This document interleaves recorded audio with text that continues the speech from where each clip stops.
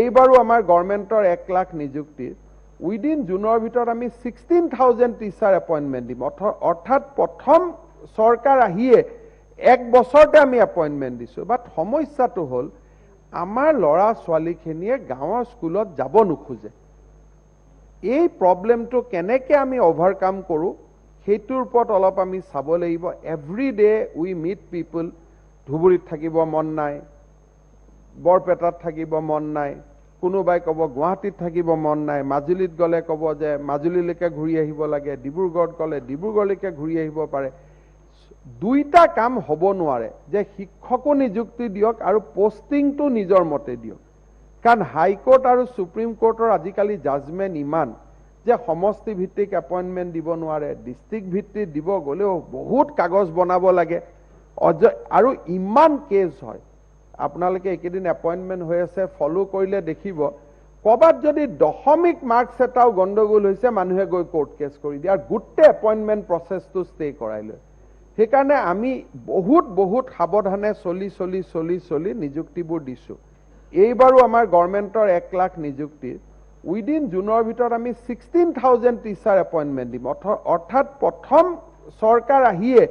1 বছৰতে আমি এপইণ্টমেণ্ট দিছোঁ বাট সমস্যাটো হ'ল আমাৰ ল'ৰা ছোৱালীখিনিয়ে গাঁৱৰ স্কুলত যাব নোখোজে এই প্ৰবলেমটো কেনেকৈ আমি ওভাৰকাম কৰোঁ সেইটোৰ ওপৰত অলপ আমি চাব লাগিব এভৰি ডে উই মিট পিপল ধুবুৰীত থাকিব মন নাই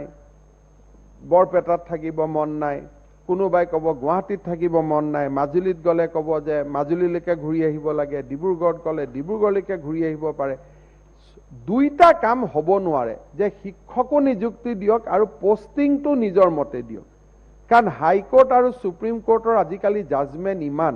যে সমষ্টি ভিত্তিক এপইণ্টমেণ্ট দিব নোৱাৰে ডিষ্ট্ৰিক্ট ভিত্তিত দিব গ'লেও বহুত কাগজ বনাব লাগে আৰু ইমান কেছ হয় আপোনালোকে একেদিন এপইণ্টমেণ্ট হৈ আছে ফলো কৰিলে দেখিব ক'ৰবাত যদি দশমিক মাৰ্কছ এটাও গণ্ডগোল হৈছে মানুহে গৈ কোৰ্ট কেছ কৰি দিয়ে আৰু গোটেই এপইণ্টমেণ্ট প্ৰচেছটো ষ্টে কৰাই লয় সেইকাৰণে আমি বহুত সাৱধানে চলি নিযুক্তিবোৰ দিছোঁ এইবাৰো আমাৰ গভৰ্ণমেণ্টৰ 1 লাখ নিযুক্তি উইদিন জুনৰ ভিতৰত আমি 16,000 টিচাৰ এপইণ্টমেণ্ট দিম অৰ্থাৎ প্ৰথম চৰকাৰ আহিয়ে 1 বছৰতে আমি এপইণ্টমেণ্ট দিছোঁ বাট সমস্যাটো হ'ল আমাৰ ল'ৰা ছোৱালীখিনিয়ে গাঁৱৰ স্কুলত যাব নোখোজে এই প্ৰবলেমটো কেনেকৈ আমি ওভাৰকাম কৰোঁ সেইটোৰ ওপৰত অলপ আমি চাব লাগিব এভৰি ডে উই মিট পিপল ধুবুৰীত থাকিব মন নাই বৰপেটাত থাকিব মন নাই কোনোবাই ক'ব গুৱাহাটীত থাকিব মন নাই মাজুলীত গ'লে ক'ব যে মাজুলীলৈকে ঘূৰি আহিব লাগে ডিব্ৰুগড়ত গ'লে ডিব্ৰুগড়লৈকে ঘূৰি আহিব পাৰে দুইটা কাম হ'ব নোৱাৰে যে শিক্ষকো নিযুক্তি দিয়ক আৰু পোষ্টিংটো নিজৰ মতে দিয়ক কাৰণ হাইকোৰ্ট আৰু সুপ্ৰিম কোৰ্টৰ আজিকালি জাজমেণ্ট ইমান যে সমষ্টি ভিত্তিক এপইণ্টমেণ্ট দিব নোৱাৰে ডিষ্ট্ৰিক্ট ভিত্তিত দিব গ'লেও বহুত কাগজ বনাব লাগে আৰু ইমান কেছ হয়